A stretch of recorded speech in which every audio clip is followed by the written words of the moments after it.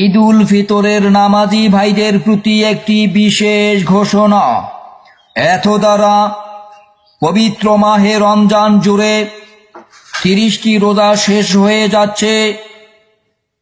এখন পর্যন্ত যারা মাহে রমজানের রোজা না রেখে বিভিন্ন অজুহাত দিয়ে সিপাই চাপায় অথবা পর্দার অন্তরালের হোটেল রেস্তোরাঁগুলোতে দিনব্যাপী খাওয়া দাওয়ায় মগ্ন ছিলেন এবং বিভিন্ন গ্যাস সহ অন্য অন্য অসুখের অজুহাত দিয়ে রোজা না রেখে এই পবিত্র রোজা থেকে বিরত ছিলেন, সেই সমস্ত মুসলমানদেরকে জানানো যাচ্ছে যে আপনারা দয়া করে পবিত্র ঈদ উল ফিতরের ঈদগাহ মাঠে আসবেন না, কারণ আপনাদের জন্য ঈদগাহ মাঠে না আসাই উত্তম।